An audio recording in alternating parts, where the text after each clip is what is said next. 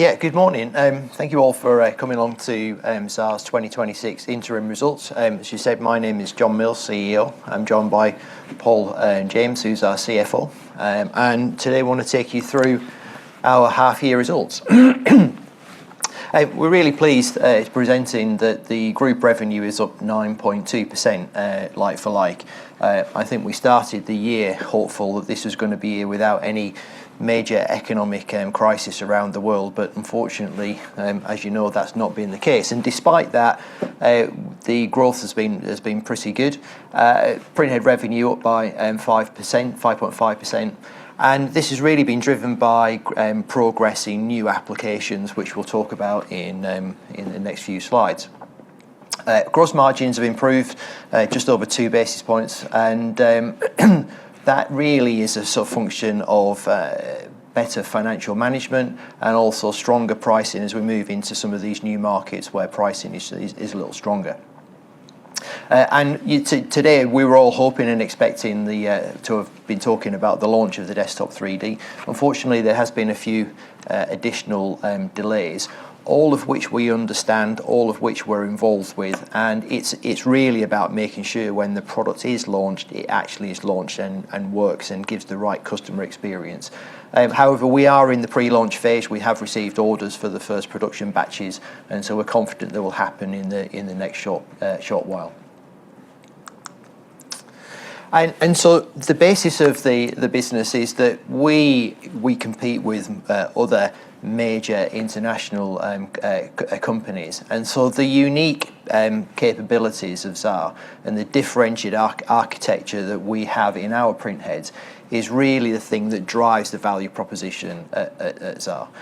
The way that our printheads work enable us to have a wider operating window, which means that we can deliver products and applications that use a wider range of fluids, give better industrial performance. And that is actually protected by not only a significant patent portfolio, but the fact that actually we've got over 30 years of manufacturing experience. So even if you had access to the patents, you still have to know how to make one of these printheads. So there's quite a bit of production know-how that goes into these things. And also over recent years, we've developed more and more application expertise. So actually using the printheads in industrial applications, there's knowledge and experience that we've gained in those areas. And so these unique benefits on which we base our value proposition and our expertise deliver the ability for our customers to do more. So you can have fluids with high pigment loading in there that are much thicker, higher viscosity. And ultimately what that means is the customer can do more with the fluid, and it's ultimately the fluid that wins. And this generally results in higher levels of efficiency, high levels of performance of the fluid, which ultimately leads to less waste, reduced cost, and overall operational efficiencies, which is why we're seeing much more of the new applications moving into industrial manufacturing environments. And the challenge for us is actually moving into these new markets requires multiple steps of qualification. If you're moving into an industry, so for instance, the semiconductor industry, the first stage is actually them identifying that you need to have a printhead to do some of the things that move their processes forward. You then develop a fluid, work with them on that process, but then you have to go through a development process where that process needs to be tested, and then it needs to be accepted within a broader manufacturing process. And that whole thing can take years to deliver. And so the frustration for us is that we don't really have control over any of those timeframes. We get very excited when we engage with an industry like solar panels or semiconductor or these things, and we can see the size of the application. But once we've actually got the printhead working within that application, how it's commercialized is really not within our control. And so as we talk about a lot of these applications, many of them have been running for years, and we can see the progress that's being made. But one of the things that I think everybody finds slightly frustrating is that these can take longer than we really hope. The good news is that once you're in, all of those barriers to adoption work in your favour, because once you're in and you're qualified in that process, then actually to be changed out and swapped out with somebody else's product, then all of those factors really start working in your favour. So it's an incredibly sticky technology. Once we're in, we're going to be in for a substantial period of time. And that means that any new product that's actually made requires new printheads. Once you build an installed base of printheads, then any printhead replacement is incremental revenue, and that effectively acts as an annuity revenue. So if you have an installed base of 10,000 machines and there's a printhead in each one, 10% replacement of printheads per year would give you another 1,000 printheads per year revenue. So building the installed base gives you that ongoing annuity, and we're seeing more and more as we gauge into more industrial applications that we're actually taking a share of the fluid revenue as we work with companies to develop these fluids. And the key thing for us is all about broadening the breadth of the application base. We now have 21 applications across different market sectors, and if you compare that to maybe a decade ago where Xaar was pretty much in ceramics and maybe a bit of coding and marking, today it's a very, very different business. It's much more geographically diverse, it's much more application diverse, and that's going to give us much more resilience going forward. And I think it's that resilience that's actually allowed us to deliver a result that we've made today, despite the challenges that we've seen in the Middle East and the impact that's had on the global economy. So with that, I'll hand over to Paul to take you through the financials. All right, thank you, John, and good morning, everyone. I'm very pleased to present the results for the first half of 2026, which has year-on-year growth in every part of our business, in all parts of our business. Group revenue is up by 9%, driven by all parts of growth in all parts of the business. I'm particularly pleased about EPS's recovery under new leadership, which comes with an ever-expanding pipeline. But the core of our business is Printhead, and being up 5.5% prior to the launch of Flashforge's desktop 3D offering is impressive. This revenue performance translates to a profitable first half for the first time in at least 3 years, and we are in line to achieve consensus. The balance sheet is almost net neutral, with a net debt position of £100,000 and an adjusted free cash flow outflow of 4.3 million, but more about that later. This is primarily driven by the need to build inventory to support the launch of Flashforge's desktop 3D product. Now, let's take a look at divisional performance. I'm pleased with the growth in Printhead, and with the expected launch of Flashforge's desktop 3D in the second half, year-on-year revenue performance for the second half is expected to be much stronger. This growth has been driven by new business, new applications, and uses for our unique technology.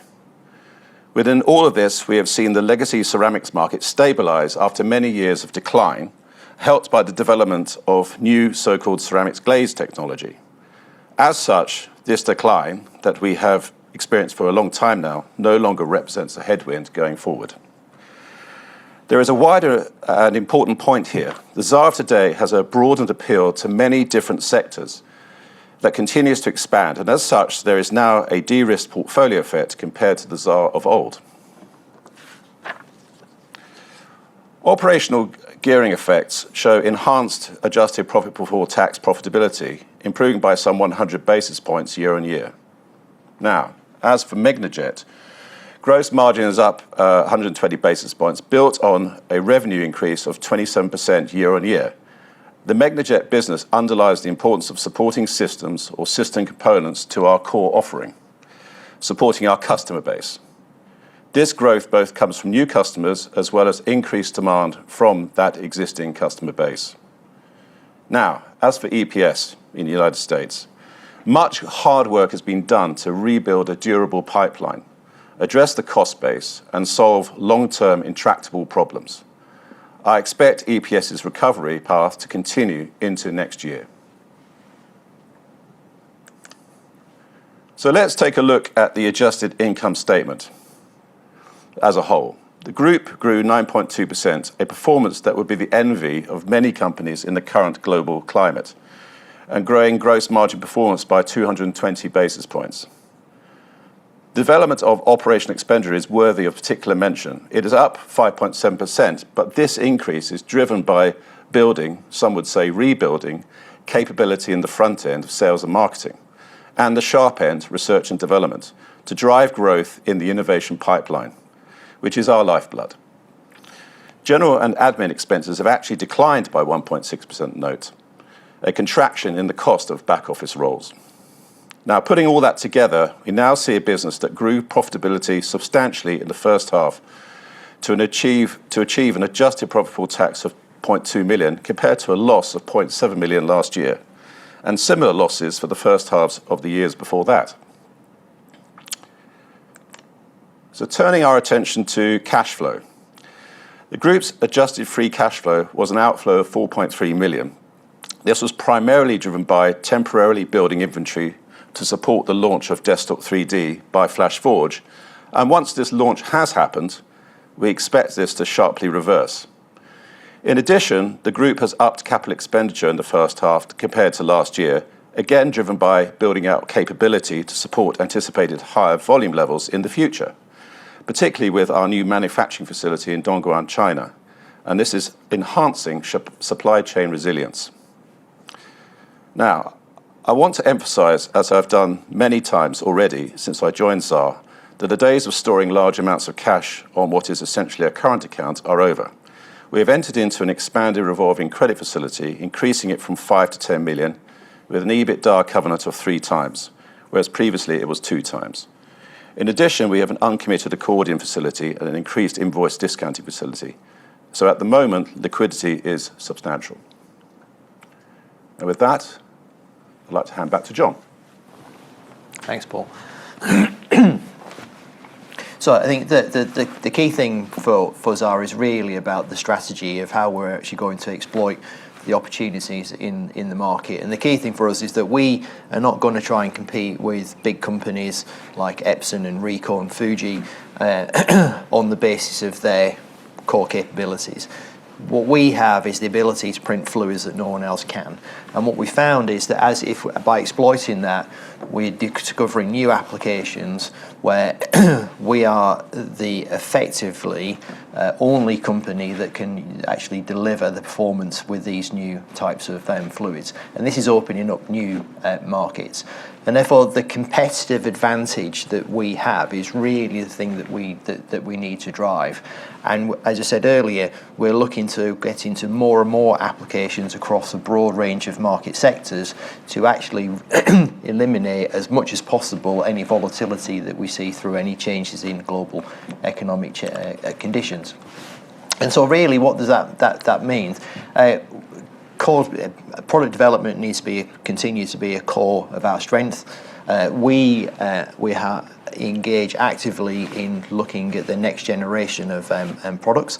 So what we have today is not the end. There are other things that are coming down the pipeline. And the key thing is actually providing the customers with the solutions that make it as easy as possible to get to market. We'll talk a little bit about semiconductor. In that market, actually, what we're providing to the semiconductor companies is actually a completed module, not just a printhead, because for them, time to market is much more important than actually the price of the unit.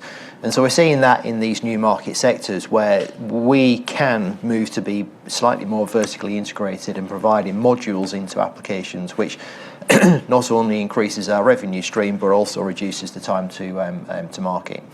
And also making sure that we respond to market dynamics by growing the presence in countries as they're required. And we've done that recently by opening the facility in Dongguan. We now have some back-end manufacturing of printheads and manufacturing of ink systems, and that's completely changed the cost base for some of those products. And we expect to do more of that over the coming years, which should help drive margins, but also mean that we can actually respond more quickly to customers in those regions.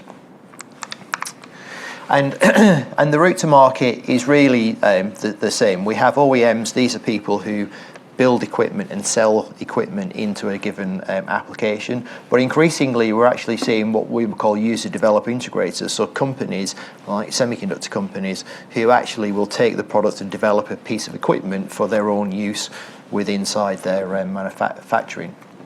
And what we typically try to do is to pick 2 or 3 customers in a particular market sector and give them the focus and the support to be successful and bring them to market. But as I said earlier, the process of actually moving from initial contact with an end user to actually volume, we've got applications now that are maturing and actually starting to deliver volume that are 5 years in the making. And so as we move forward now, I think we've got a much clearer understanding of how long these things take. And the good thing is that a number of things are actually coming through and delivering revenue today that were started several years ago. So if I point to PC conformal coating, if you look closely at the picture on the bottom left, you'll see some little blue coating there. So if you have a PCB that needs to be waterproof, then we can actually put a coating over the top of that makes it waterproof. And this is much quicker and cheaper than the previous manufacturing. But as you can imagine, that fluid is quite a special fluid, and it's very difficult to inkjet print. So that's an area that we've been working on now for about 3 years, and this is the first year that we've actually seen any revenue coming from that application. Ceramic glaze, Paul's mentioned before. This is a new application area in ceramics where we have a unique capability with the Aquinox printhead to develop and to put down glaze that gives you texture on the tile. And then semiconductors. Semiconductors, we now have 5 semiconductor companies that are engaging with us to do trials. So they are investigating our processes, and you could imagine the timescale. So this is not something we expect to deliver revenue in the short term, but I think it's a very good sign about how the technology can be adopted in these new sectors. And then solar panels, we are replacing some of the processes within that with inkjet. And again, that's a market that will take a few years to actually adopt and deploy fully. But they're all generating revenue in relatively small numbers at the moment, but they're exciting opportunities for future growth. And this is becoming increasingly important, not just providing the print heads to customers, but increasingly people asking for print bars and print engines that actually then integrate all of the components together, that reduces their risk, reduces their time to market, and that's something we're seeing more of across the business. And the support is really important as well. We have gaining a reputation for being one of the best support organisations, and that brand recognition now is building in these new market sectors. And so if you then look at the details by market sector, and these numbers are kind of quite big, and some of them look particularly the minus 53.8, but it's a relatively small number. So the 53.8 negative, that's one particular customer who's had some structural changes going on in there. I expect that to continue in the second half before returning to growth next year. But I really would focus on the 3D and advanced manufacturing, which has grown really positively. That's where the wax market is. It's where we'll see the 3D, the semiconductor. That's the area we see the biggest growth coming in the coming years. And it's really pleasing that for the first time in about 6-7 years, we're actually seeing a small level of growth within the ceramics. And I see that continuing with the digital glaze. The coding and marking, that's really down to timing, and in H1 we see that being back on track by the end of the year. So overall, I think a good set of results. But I think the backdrop of this is that when there is volatility in the market, people tend to push back their capital purchases. Capital purchases typically include printers. If they don't buy printers, OEMs don't buy print heads. And so we have seen some sluggishness in certain markets. And so, hopefully if the world stabilises and returns back to some level of normality, we'd hope to see slightly stronger results going forward. And so in summary, it's really pleasing that there's demand for the products across a really broader set of applications and new applications, as we've just talked about. It's frustrating for everybody, including us and FlashForge, a bit about the launch of the desktop 3D. We understand what's happening. We're very confident that together we will fix the what are relatively minor issues, but the product has to be right when it launches. So we're confident that will happen in due course. And there's 3 other companies that are developing the similar product that will follow over the next 12 months. And so that broadening of revenue stream, also as we build our installed base of machines, then the annuity revenue of replacement printheads, and also increasingly revenue coming from fluids as well. And so with all of that, so despite the difficult challenges in the market, I think we in the board look forward with confidence to for the next 6 months and future of Xaar. Thank you very much for your attention today. So we're pleased with the results. We're very excited about going forward and hope to see you again in March next year. Thank you.